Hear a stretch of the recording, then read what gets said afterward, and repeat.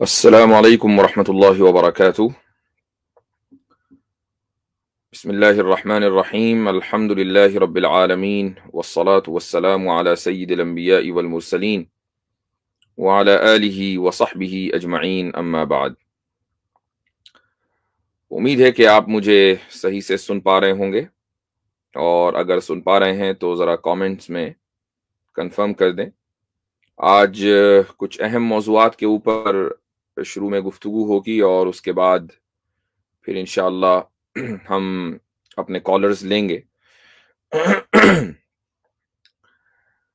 तो अगर आवाज़ बिल्कुल सही आ रही है तो ज़रा मुझे इत्तला दीजिए, बेहतर है। तो कुछ लोग कह रहे हैं कि आवाज़ ठीक है, विच इज़ गुड, माशाअल्लाह।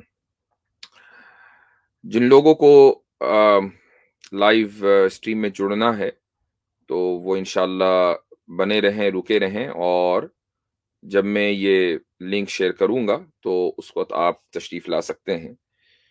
मैं वैसे आमतौर से मुस्लिम और गैर मुस्लिम दोनों ही को लेता हूं, लेकिन तरजीह गैर मुस्लिमों को होती है।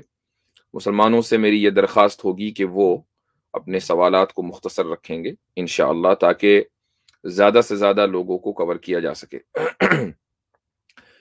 आज दो मौज़ूआत पर, बल्कि मुख्तसरन तीन मौज़ूआत पर गुफ्तगू करनी है, और उसके बाद फिर मैं इंशाअल्लाह आपसे गुफ्तगू करूंगा बराह रास्त। सबसे पहला जो आज का मौजू है वो है एक मशहूर माहिर कानून जनाब फैज़ान मुस्तफ़ा साहब की वीडियोस।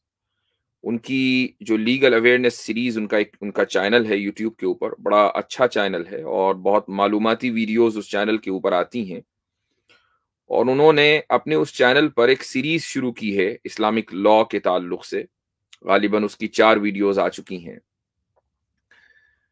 तो उस सीरीज में मैंने 2 वीडियोस तो मुकम्मल देखी हैं, और बाकी जो चौथी वीडियो है उनकी, जो शायद लेटेस्ट है, वो फास्ट फॉरवर्ड करके देखी है। और मुझे कुछ चीज़ें काबिल एतराज़ लगी हैं, इसलिए मैं चाहूँगा कि उन चीज़ों को डिस्कस कर लिया जाए। इस वक्त मुल्क में यूनिफॉर्म सिविल कोड, यानी इंडिया में यूनिफॉर्म सिविल कोड का माहौल है, उस कॉन्टेक्स्ट में बात हो रही है। हर आदमी उसी मौजू के ऊपर गुफ्तगू कर रहा है। तो अच्छा, आसिम इफ्तिखार साहब भी तशरीफ लाए हैं, मैं जरा उनका इस्तकबाल कर लूं। अस्सलाम वालेकुम वरहमतुल्लाह। वालेकुम सलाम। खैरियत से हैं मुझसे? अल्हम्दुलिल्लाह, अल्हम्दुलिल्लाह। अच्छा, वैसे तो आप फैज़ान मुस्तफ़ा साहब के ताल्लुक से बात कर चुके हैं, तो मैं इंशाअल्लाह फिर आपको ज़हमत दूंगा, जरा मैं अपनी बात अगर मुकम्मल कर लूं आपकी इजाजत से। जी जरूर। जी, अच्छा जी। तो मैं ये अर्ज कर रहा था कि फैज़ान मुस्तफ़ा साहब एक मशहूर माहिर कानून है। मेरा उनसे ज़ाती नौइयत का भी ताल्लुक़ है, मेरे लिए बहुत मोहतरम है, और मैं उनकी कदर करता हूँ, उनकी मालूमात की कदर करता हूँ। लेकिन मैं नहीं समझता कि उन जैसी शख्सियत इस चीज़ का बुरा मानेगी कि अगर उनकी किसी बात पर नक़्द किया जाए, क्रिटिसाइज़ किया जाए। वो खुद एक एकेडेमिया से ताल्लुक़ रखते हैं, और एकेडेमिया से जो लोग भी ताल्लुक़ रखने वाले हैं वो दरअसल क्रिटिसिज्म को पसंद करते हैं, क्योंकि बहुत सी चीज़ें क्रिटिसिज्म के बाद ही क्रिस्टल क्लियर होकर सामने आती हैं। तो अगर मैं आगे चंद मिनटों में फैज़ान मुस्तफ़ा साहब के ताल्लुक़ से या उनकी वीडियोस के ताल्लुक़ से कोई बात कहूँ, तो आप हज़रात से भी ये गुजारिश होगी कि उसको पॉजिटिव लिया जाए। ये एक तरह का इल्मी और फ़िक्री इख्तिलाफ़ है। इसमें किसी को ये कहने की ज़रूरत नहीं है कि जनाब वो राह से भटके हुए हैं वगैरह वगैरह। वो एक माहिर कानून है, और एक कानूनदां की हैसियत से वो चीज़ों को देखते हैं। बहुत सी चीज़ें उनके इल्म में होंगी जो हमारे इल्म में नहीं है, और बहुत सी चीज़ें हमारे इल्म में होंगी जो उनके इल्म में नहीं है। आइडियल सिचुएशन ये थी कि मैं बराह रास्त उनसे गुफ्तगू करता, चाहे उनके चैनल पर जाकर या वो मेरे चैनल पर तशरीफ लाते।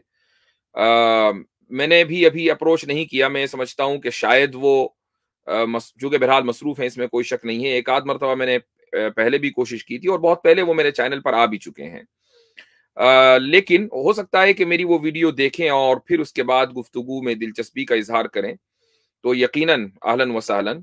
اور میرے علاوہ مشہور بڑے بڑے علماء اس وقت انڈیا میں ہیں اور ان کی پہنچ میں ہیں. تو میں یہ سمجھتا ہوں کہ کسی بڑے عالم کو مثلا مولانا خالد سیف اللہ رحمانی ہیں یا دوسرے علماء ہیں, ان کو بلا کر اگر وہ اس موضوع کے اوپر ڈسکس کریں گے تو جو ان کی ایکسپرٹیز ہے, جو ماڈرن لا ہے وہ, اور جو علماء کی ایکسپرٹیز ہے یعنی اسلامک لا, وہ دونوں چیزیں جب ایک ساتھ ایک ویڈیو میں ڈسکس ہوں گی تو چیزیں زیادہ بہتر طریقے سے کرسٹل کلیئر ہو کر سامنے آئیں گی. جو میں نے ان کی ویڈیو کا جو پارٹ 2 ہے, سیریز کا پارٹ 2, وہ میں نے دیکھا. اس میں سب سے بالکل شروع میں وہ 1 منٹ 50 سیکنڈ پر وہ یہ کہہ رہے ہیں, اور میں ان کی ویڈیوز نہیں چلاؤں گا چونکہ اتنا وقت بھی نہیں ہے, میں جلدی بات کروں گا انشاءاللہ. وہ یہ کہتے ہیں کہ میں نے یو سی سی کی مخالفت کبھی نہیں کی, یونیفارمٹی ایک آئیڈیل ہے. یعنی فیضان مصطفیٰ صاحب کی جو ذاتی اوپینین ہے وہ یہ ہے کہ انڈیا میں یونیفارم سول کوڈ ہونا چاہیے, لا میں یونیفارمٹی ہونی چاہیے. وہ ڈائیورسٹی کو زیادہ بہتر نہیں سمجھتے. آئیڈیل سچویشن یہ ہے کہ سب کے لیے ایک جیسا قانون ہو. اب جب آپ نے ان کا یہ ذہن سمجھ لیا تو آگے کی جتنی گفتگو ہے وہ دراصل اسی اصول کے اوپر ڈیپینڈ کرتی ہے, ان کے اسی نظریے کے اوپر ڈیپینڈ کرتی ہے. انہوں نے ایک بات 5 منٹ پر بڑی زبردست کہی ہے اور میں اس کو انڈورس کرتا ہوں. اور لائٹر نوٹ پر فیضان صاحب بالکل برا نہ مانے, وہ یہ کہتے ہیں کہ وکیلوں کی تاریخ, کہا جاتا ہے کہ وکیلوں کی تاریخ بہت خراب ہوتی ہے, لیکن یو سی سی کی کو سمجھنے کے لیے تاریخ جاننا ضروری ہے. تو فیضان مصطفیٰ صاحب نے جو اسلامک لا کا ایوولوشن بیان کیا ہے اور ہسٹری بیان کی ہے, اس سے انہوں نے اپنی اس بات کو انڈورس کر دیا کہ واقعی وکیلوں کی تاریخ میں کہیں نہ کہیں کوئی نقص رہ جاتا ہے, کوئی کمی رہ جاتی ہے. تو یہ آن اے لائٹر نوٹ میں نے کہا ہے, کسی کی یعنی بے عزتی مقصود نہیں ہے. اچھا, 8 منٹ 50 سیکنڈ پر یہاں سے اصل میں گفتگو شروع ہوتی ہے اور انہوں نے ایک دعویٰ کیا, اور یہ دعویٰ دراصل بلا دلیل ہے. بلکہ میں یہ کہنا چاہوں گا کہ اس دعوے کی جو بنیاد ہے وہ وہی غلط ہے. انہوں نے دعویٰ یہ کیا کہ اسلامی قانون کا یہ اصول ہے کہ اللہ کی حکمت کبھی بھی ریجڈ, واضح اور دو ٹوک الفاظ میں قرآن میں ایکسپریس نہیں ہوئی ہے, اس لیے آگے چل کر قانون کی الگ الگ انٹرپریٹیشنز ہوئی ہیں. اب یہ جو ضابطہ اور قانون انہوں نے بیان کیا کہ اسلامی قانون کا یہ اصول ہے کہ خدا نے اپنی حکمت کو, قانون کی حکمت کو ریجڈ اور واضح الفاظ میں قرآن میں بیان ہی نہیں کیا, یہ بنیادی طور پر غلط ہے. اور وہ غلط اس لیے ہے چونکہ اسلامی قانون کی جو بنیاد ہے وہ حکمت نہیں ہے, اسلامی قانون کی بنیاد علت ہے. اگر آپ حکمت اور علت کے درمیان فرق نہیں سمجھتے ہیں تو یہاں سے گڑبڑی ہو جائے گی. اللہ تعالیٰ نے قوانین کے پیچھے کیا کیا حکمتیں ہیں ان کو واقعی بیان نہیں کیا, لیکن حکمت قانون کی بنیاد ہے ہی نہیں. حکمت قانون کی بنیاد ہے علت, اور علتیں قرآن کریم میں کبھی واضح انداز سے آئی ہیں, کبھی انڈائریکٹلی آئی ہیں, کبھی ڈائریکٹلی آئی ہیں. میں انشاءاللہ دونوں کی مثال دوں گا, قرآن میں بھی آئی ہیں اور حدیثوں میں بھی آئی ہیں. اب یہ کہنا کہ کوئی بھی حکم ریجڈ اور واضح اور دو ٹوک الفاظ میں نہیں آیا اس لیے آگے چل کر انٹرپریٹیشنز میں اختلاف ہوا ہے فقہا کے درمیان, اس کو ایک مثال سے سمجھ لیجئے. مثال ہے قرآن کریم کی آیت سورہ بقرہ کی, والمطلقات یتربصن بانفسہن ثلاثۃ قروء. اللہ تعالیٰ عدت کے تعلق سے, اور چونکہ یو سی سی کے تعلق سے بحث چل رہی ہے اس لیے عدت کی بات ضرور آئے گی. عدت کے بارے میں اللہ تعالیٰ کہتا ہے کہ جن عورتوں کو ڈیورس دے دی گئی, جو مطلقہ ہیں, وہ اپنے آپ کو رو کے رکھیں, یعنی وہ ویٹنگ پیریڈ میں ہوں, وہ عدت میں اپنے دن گزاریں. اور کتنے دن گزاریں؟ ثلاثۃ قروء, 3 قروء گزاریں. اب یہ جو کانسیپٹ ہے قرآن کا بالکل واضح ہے, اس میں کوئی اختلاف نہیں ہے کہ عورت جس کو طلاق ہو جائے, اور وہ عورت وہ ہے کہ جس کے ساتھ میرج کنزومیٹ ہو چکی ہے, تو اس کو عدت گزارنی ہی گزارنی ہے. اس میں امت میں کوئی اختلاف نہیں ہے. ایسا نہیں ہے کہ آپ کو کوئی امام ایسا ملے گا جو یہ کہے گا کہ نہیں جی اس کے اوپر عدت نہیں ہے. نہیں, تمام امت کا اس کے اوپر کنسنسس ہے, تمام فقہا اور جورسٹ کا اس کے اوپر کنسنسس ہے کہ وہ عورت عدت گزارے گی. لیکن اختلاف کہاں ہوا؟ اس کی ڈیوریشن میں ہو گیا. اور یہ اختلاف اس لیے ہوا چونکہ قرآن کریم میں اس اختلاف کی گنجائش ہے. قرآن کریم نے لفظ ہی ایسا استعمال کیا کہ آگے چل کر اس کی الگ الگ انٹرپریٹیشن کی جا سکے, اور وہ لفظ ہے ثلاثۃ قروء. قروء کے جو لفظ ہے اس کی وہ یہ جمع ہے, پلورل فارم ہے, اور اس کی سنگولر فارم آتی ہے قرء. قرء کے 2 معنی عربی زبان میں آتے ہیں. پہلا معنی ہے پیریڈ آف پیورٹی, اور دوسرا معنی بالکل اس کا اپوزٹ ہے, پیریڈ آف امپیورٹی, یعنی جب عورت اپنے ایام میں ہو, حالت حیض میں ہو, منتھلی سائیکل میں ہو, تو اس کو بھی کہا جاتا ہے. اب جو حنفی فقہا ہیں انہوں نے ایک انٹرپریٹیشن لی, ایک معنی لیا. انہوں نے کہا کہ نہیں, ثلاثہ قروء سے یہاں مراد 3 حیض کے پیریڈز ہیں. اور جو شافعی جورسٹ ہیں, امام شافعی رحمہ اللہ اور ان کے فالوورز, انہوں نے قروء سے مراد جو پیریڈز 3 پیریڈز آف پیورٹی ہے وہ لیے. دونوں کے اپنے دلائل ہیں, اور وہ دلائل قرآن کی اسی آیت سے نکلتے ہیں. ایسا نہیں ہے کہ وہ ان کی ذاتی رائے ہے, انہوں نے سوچا کہ یار ایک نے سوچا کہ یہ والی اوپینین زیادہ اچھی لگ رہی ہے, چلو اس کو لے لو, اور دوسرے نے سوچا کہ نہیں, دوسری اوپینین زیادہ اچھی لگ رہی ہے. کوئی یہ سبجیکٹو میٹر نہیں ہے, بلکہ دونوں نے جو اختلاف کیا ہے حنفی اور شافعی نے, وہ قرآن کی آیت کو سمجھنے ہی میں اختلاف ہوا ہے, اور دلیل بھی قرآن کی آیت سے ہی لے کر آتے ہیں. یہ پورے اصول فقہ کا ایک لمبا ٹاپک ہے. جن علماء نے اصول فقہ کو, یا مدارس کے جن اسٹوڈنٹس نے اصول فقہ کو سمجھا ہے, پڑھا ہے, وہ اس چیز کو اچھی طریقے سے جانتے ہیں. تو میرا پہلا پوائنٹ یہ ہے. دوسری بات میں یہ کہنا چاہوں گا کہ فیضان صاحب یہ کہہ رہے ہیں کہ قرآن کریم میں کسی بھی قانون کی حکمت کو بالکل واضح اور دو ٹوک انداز میں بیان نہیں کیا گیا. اس کی ایک دوسری مثال میں دینا چاہوں گا اس کے کاؤنٹر میں, اور وہ یہ ہے کہ سورہ بقرہ میں ہی اللہ تعالیٰ فرماتا ہے قصاص کے تعلق سے کہ اگر ایک آدمی دوسرے کو قتل کر دے تو اس پہ بھی ڈیتھ پینلٹی ہے. کتب علیکم القصاص فی القتل, اللہ تعالیٰ کا ارشاد ہے کہ قصاص کو لازم کر دیا گیا کہ جب کہ معاملہ قتل کا ہو. اب یہ بالکل واضح اور دو ٹوک ہے, اس میں کون سی ایمبیگوٹی ہے؟ کیا آگے چل کر یہ امت میں اختلاف ہوا کہ نہیں جی قصاص نہیں ہونا چاہیے, یا یہ کہا گیا کہ نہیں قصاص ہونا چاہیے؟ پوری امت کا اس کے اوپر اجماع ہے. یہ الگ بات ہے کہ آج کے دور میں بہت سے مسلم ممالک نے اسلامی قانون کو چھوڑ دیا.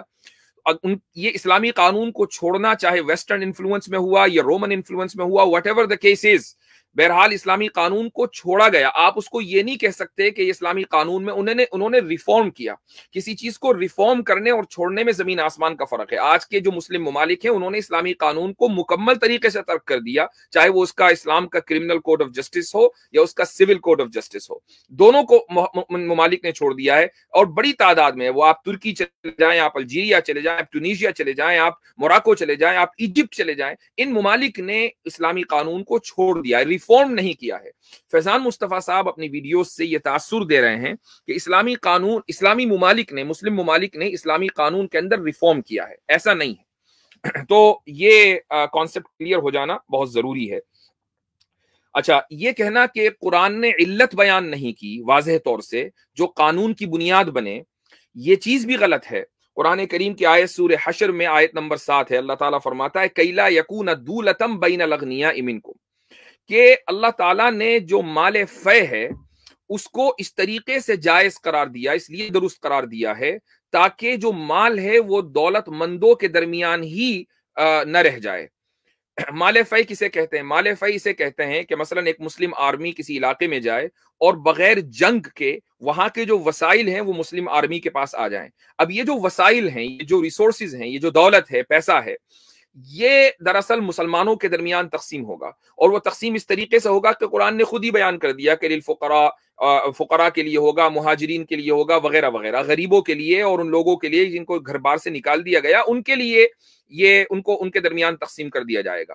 کیوں؟ اس لیے کہ جس علاقے میں مسلم آرمی گئی ہے وہاں آلریڈی ظلم ہو رہا ہے, اور ظلم ہر اعتبار سے ہو رہا ہے, معاشی ہو رہا ہے, اقتصادی ہو رہا ہے, معاشرتی ہو رہا ہے, سیاسی ہو رہا ہے, ہر طرح کا ظلم ہے.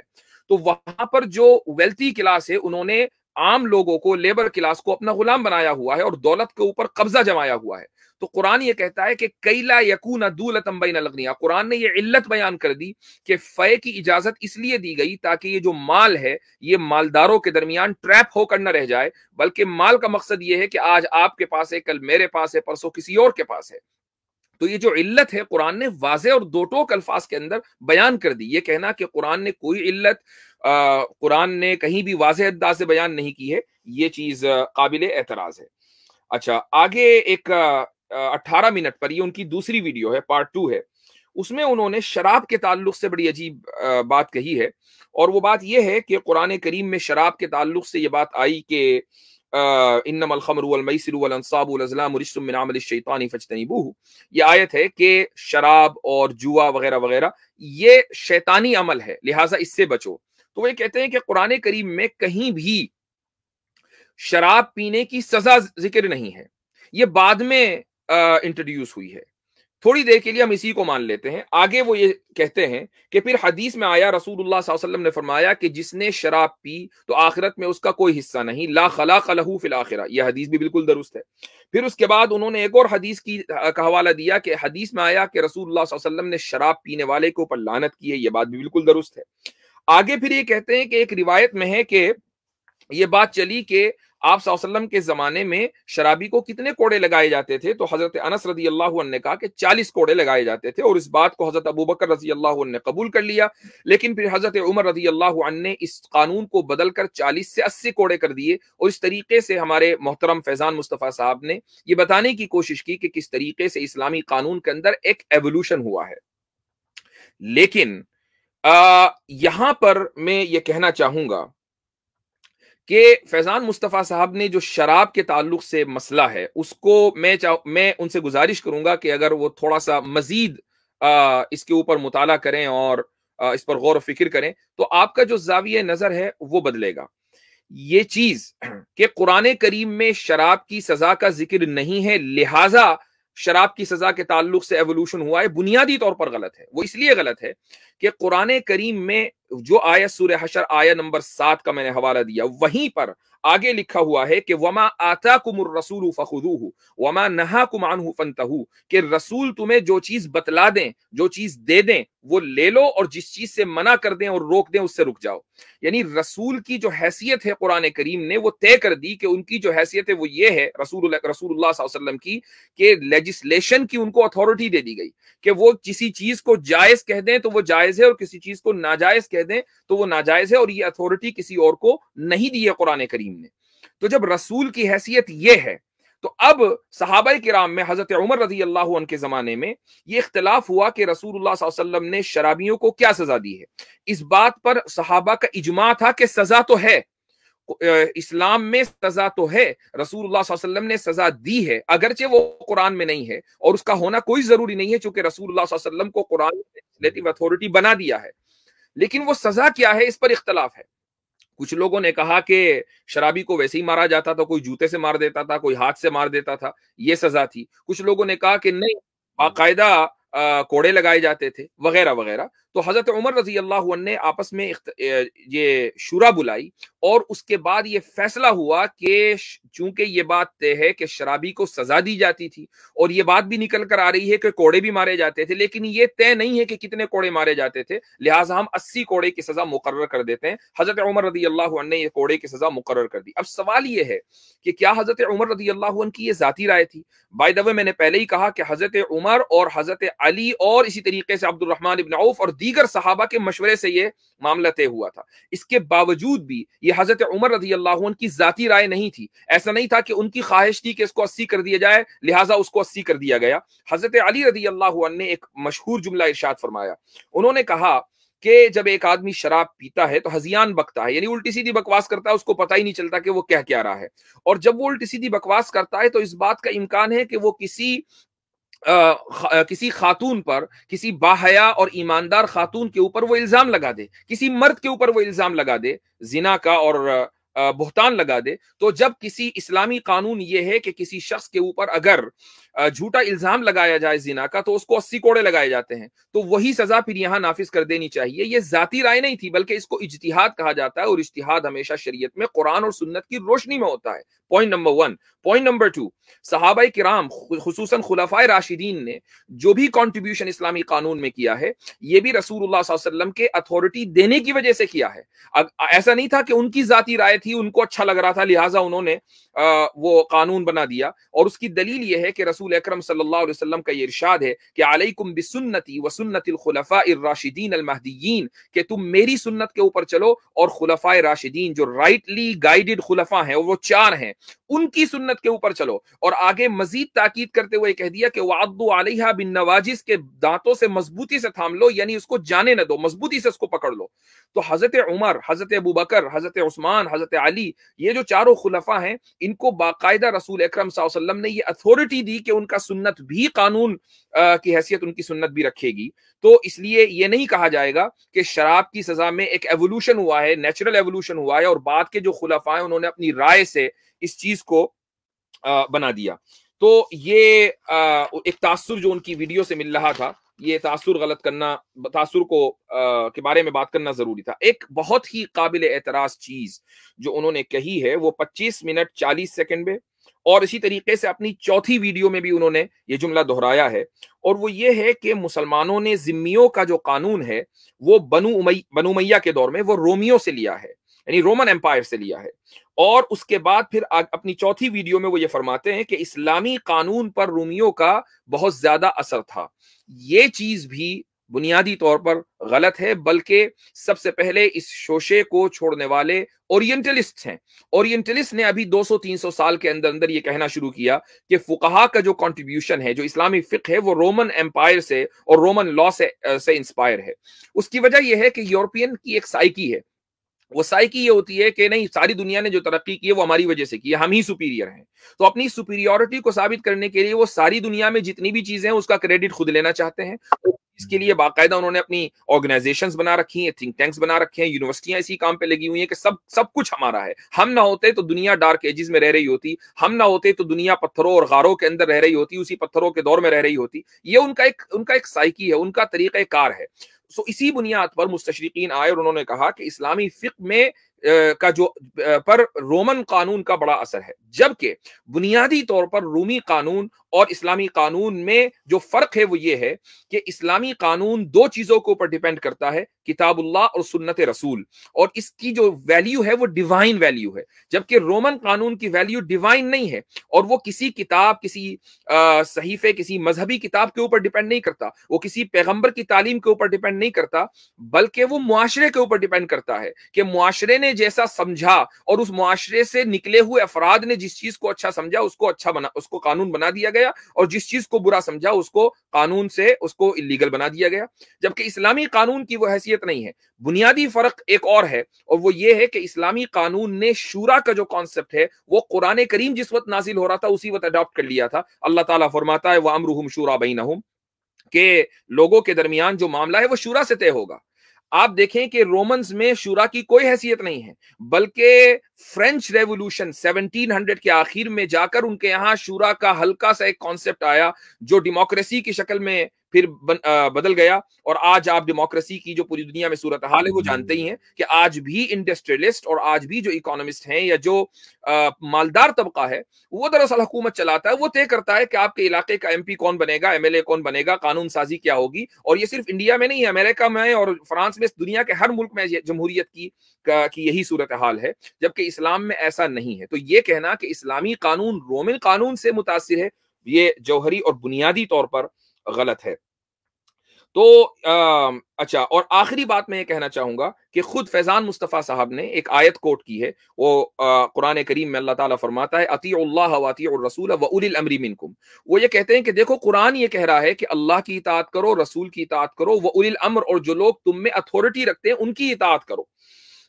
इसलिए जो लोग अथॉरिटी रखने वाले हैं, इज्तिहाद करने वाले हैं, फुकाहा हैं, उनको ये हक मिल गया, कुरान ने ये हक दे दिया कि वो कानून में रिफॉर्म करते रहें।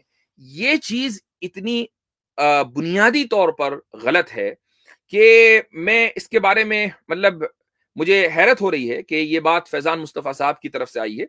मैं फैजान मुस्तफा साहब की दोबारा कह दूं बहुत इज्जत करता हूं, उनको एडमायर करता हूं, उनकी जो इल्मी लेवल है उसका कायल हूं, उनकी जो कानूनी ओपिनियंस है दुनिया में, पूरे इंडिया में उसको एक अच्छी नजर से देखा जाता है, तो विच इज द फैक्ट। लेकिन जरूरी नहीं है कि एक आदमी को हर चीज की मालूमात हो। देखें, जब कुरान ने यह कहा कि अल्लाह की इताअत करो, तो अब कोई भी शख्स ऐसा उसके लिए जायज नहीं है कि वो अल्लाह के दिए हुए किसी उसूल को बदल दे। रसूल अकरम सल्लल्लाहु अलैहि वसल्लम को भी यह अथॉरिटी नहीं दी गई थी کہ وہ اپنی مرضی سے قرآن کی کوئی بھی آیت بدل دیں. یہ اتھارٹی رسول اللہ صلی اللہ علیہ وسلم کو بھی نہیں تھی. اس کے بعد اگلا لفظ ہے واطیعوا الرسول، رسول کی اطاعت کرو. یعنی جو چیزیں قرآن میں نہیں ہیں اگر رسول بیان کر رہے ہیں تو پھر اب رسول کی اتھارٹی ہے. یا قرآن میں ہے لیکن واضح نہیں ہے، رسول نے اس کی وضاحت کر دی تو رسول کو یہ حق ہے کہ ان کی بات مانی جائے. اب آگے آ جائے تیسرا لفظ جو بنیاد ہے وہ ہے وہ اولی الامر. اولی الامر کے معنی ہے جو لوگ تمہارے اندر اتھارٹیز رکھتے ہیں، یعنی فقہا، علماء. ان کی بات کبھی بھی معتبر نہیں ہوگی اگر وہ قرآن اور سنت سے ٹکرائے. ہاں اگر کوئی مسئلہ قرآن اور سنت میں نہیں ہے، اگر کوئی سچویشن قرآن اور سنت میں نہیں ہے، مثال کے طور پر آج کرنسی ایکسچینج ہے، آپ ڈالر کی یورو سے کرنسی تبدیل کرتے ہیں، یا مثلا انڈین روپیز کو پاکستانی روپیز سے، انڈین روپیز کو ڈالر سے آپ کنورٹ کرتے ہیں. اس کا یہ مسئلہ قرآن میں نہیں آیا ہے، یہ مسئلہ حدیث میں نہیں آیا ہے، یہ مسئلہ فقہا نے حدیث کی روشنی میں ایکسٹریکٹ کیا ہے. تو جب فقہا کسی مسئلے کو ایکسٹریکٹ کریں قرآن اور سنت سے تو اس وقت فقہا کی اطاعت اور ان کی اتباع کی جانی چاہیے. لیکن وہ مسائل جو قرآن اور سنت میں آ گئے، بڑے سے بڑا فقی، بڑی سی بڑی گورنمنٹ اگر ان مسائل کو تبدیل کرنا چاہے ریفارم کے نام پر تو ایسے فقہا کو ہم ڈسکوالیفائی کرتے ہیں، ایسے فقہا کو ہم فقہا تسلیم نہیں کرتے، اور ایسی گورنمنٹس کو ہم یہ کہتے ہیں کہ انہوں نے اللہ اور اللہ کے رسول کی مخالفت کی. چونکہ اسی آیت میں آگے چل کر اللہ فرماتا ہے کہ فَإِن تَنَازَعْتُمْ فِي شَيْءٍ فَرُدُّوهُ إِلَى اللَّهِ وَالرَّسُولِ، کہ جب تم کسی چیز میں تنازع یعنی آپس میں ڈس ایگری کرو، مان لو تمہارے درمیان اختلاف ہو جائے کہ بھائی یہ نئی سچویشن ہے، اس میں کرنا کیا ہے، تو اب تم اللہ اور اللہ کے رسول کی طرف رجوع کرو. اس سے یہ ثابت ہوا کہ جو بنیاد ہے لیجسلیشن کی اسلام میں وہ اللہ اور اللہ کے رسول ہیں. اسلامی قانون میں جو ریفارم ہوا ہے، جس ریفارم کی بات ہو رہی ہے، یہ وہ سچویشنز ہیں کہ جن کا ذکر قرآن میں نہیں ہے، جن کا ذکر حدیث میں نہیں ہے، تو ان کے اندر ریفارم ہوا ہے. وہ ایک نیچرل چیز ہے، اس سے کسی کو اختلاف نہیں ہے. لیکن اس پوری کہانی کو یو سی سی سے جوڑنا یہ مناسب نہیں ہے. اس لیے مناسب نہیں ہے کہ یو سی سی میں کیا چیزیں آ رہی ہیں، یونیفارم سول کوڈ میں کیا چیز آ رہی ہیں. عدت کا مسئلہ قرآن میں موجود ہے. جب قرآن میں موجود ہے اور تو کسی جورسٹ کو، کسی بھی حکومت کو یہ اختیار نہیں ہے کہ قرآن کی اس آیت کو بدل دے، چاہے وہ اسلامی حکومت ہی کیوں نہ ہو، وہ خلیفہ راشدی کیوں نہ ہو. اگر کوئی چیز قرآن کے اندر واضح طور سے آ گئی ہے تو اس کو بدلا نہیں جا سکتا. اسی طریقے سے میراث کا قانون قرآن کریم کے اندر واضح طور سے سورہ نساء میں آ گیا ہے. یہ بتا دیا گیا کہ لڑکی کا شیئر کتنا ہوگا، لڑکے کا شیئر کتنا ہوگا، اور باپ کا شیئر کتنا ہوگا، ماں کا شیئر کتنا ہوگا، بیوی کا شیئر کتنا ہوگا. یہ سارے شیئرز واضح طور سے قرآن کریم کے اندر بیان کر دیے گئے. اب کوئی بھی حکومت آ کر یہ کہے کہ نہیں ہمیں یہ لگ رہا ہے کہ لڑکیوں کے ساتھ ناانصافی ہوئی ہے، تو وہ آپ کو لگ رہا ہے لگتا رہے، لیکن قرآن کا حکم نہیں بدلے گا، اور کوئی بھی فقیہ اس کی جرت نہیں ہے کہ وہ قرآن کریم کے اس حکم کو بدل دے ریفارم کے نام پر. جن مسلم حکومتوں نے اس کو بدلا ہے، انہوں نے ریفارم نہیں کیا، انہوں نے اسلامی قانون کو چھوڑا ہے، ترک کیا ہے، اور یہ ان کی بنیادی غلطی ہے. اسی طریقے سے طلاق کا مسئلہ بھی یو سی سی کے اندر آتا ہے، اور وہ یہ کہ مرد کو طلاق دینے کا اختیار ہے، عورت کو طلاق دینے کا اختیار نہیں ہے. اب آپ یہ دیکھیں کہ یہ مسئلہ بھی قرآن کریم کے اندر آ گیا کہ قرآن کریم نے من بہی عقدۃ النکاح، سورہ بقرہ کے اندر اللہ تعالیٰ یہ فرماتا ہے کہ جن لوگوں کے جس کے ہاتھ میں نکاح کا عقدہ یعنی نکاح کا جو اختیار ہے نکاح کرنے کے بعد، اسی کو طلاق کا اختیار ہے. یہ قرآن کریم کی آیت میں ہے. تو جب قرآن نے واضح طور سے کہہ دیا کہ طلاق دینے کا اختیار مرد کو ہے تو مرد ہی کو رہے گا. اب اگر دنیا کی کوئی حکومت یہ کہے کہ نہیں ہم تو یہاں پر ایکوالٹی لے کر آئیں گے، جس طرح مرد کو ہے ایسے ہی عورت کو ہے، یہ غلط ہوگا. مرد کو اختیار ہے، قرآن نے دیا ہے، حدیث نے دیا ہے. اس اختیار کو کوئی بھی بڑے سے بڑا فقیہ ایوولوشن آف لا یا اسی طریقے سے کہنا چاہیے کہ ریفارم کے نام پر بدل نہیں سکتا. تو میں قانون کے ایوولوشن کے خلاف نہیں ہوں، لیکن قانون میں جو ایوولوشن ہوا ہے اسلامی قانون میں، وہ صرف اس قانون میں ہوا ہے کہ جس کا ذکر قرآن اور سنت میں نہیں ہے. اور یو سی سی کے تحت جو مسائل آ رہے ہیں وہ تقریباً وہ ہیں کہ جن کا ذکر قرآن میں آ گیا اور سنت میں آ گیا. اب آخری بات یو سی سی کے تعلق سے، مسلمان بڑے پریشان ہیں کہ بھائی یو سی سی آ جائے گا تو کیا ہوگا. کچھ نہیں ہوگا، دھیلے کا فرق نہیں پڑے گا. میں آپ کو بتا دوں واضح انداز سے کہ یونیفارم سول کوڈ ایک پولیٹیکل مدعا ہے. مسلمانوں کو قطعاً پریشان ہونے کی ضرورت نہیں ہے، اس لیے کہ کیا آپ سمجھتے ہیں کہ آپ صرف انڈیا میں رہتے ہیں، دنیا میں کہیں اور آپ کا وجود نہیں ہے؟ مسلمان امریکہ میں رہتے ہیں، مسلمان برطانیہ میں رہتے ہیں، مسلمان آسٹریلیا میں رہتے ہیں، دنیا کے بہت سارے ممالک میں مسلمان رہتے ہیں. کیا وہاں ان کا مسلم پرسنل لا ہے؟ نہیں ہے. تو وہ کس طریقے سے رہ رہے ہیں؟ وہ وہاں پر بھی اپنے قرآن و سنت کے اوپر عمل کر رہے ہیں. کتنی ہی خواتین ایسی ہیں کہ جب طلاق اور نکاح کا مسئلہ ہوتا ہے، عدت کا مسئلہ ہوتا ہے، تو وہ امریکہ میں، انگلینڈ میں، آسٹریلیا میں جو سول کورٹس ہیں وہاں نہیں جاتی ہیں. حالانکہ سول کورٹس میں ان کو فائدہ ہے، دنیاوی فائدہ زیادہ ہے. مثال کے طور پر اگر ایک مسلمان عورت کورٹ میں چلی جائے اور کورٹ میں جا کر وہ یہ کہے کہ مجھے طلاق چاہیے اور مجھے ساتھ میں لائف ٹائم سپورٹ بھی چاہیے، صرف عدت کے دوران نہیں، تو جو حکومت، جو عدالت ہے، وہ اس کو لائف ٹائم سپورٹ دے گی یہاں تک کہ وہ دوسری شادی نہ کر لے. اسلام میں اس کو جو مینٹیننس ملے گا وہ صرف عدت کے پیریڈ میں ملے گا. اس کے بعد اس کو یہ ایڈوائز کی جائے گی کہ بھئی تم مینٹیننس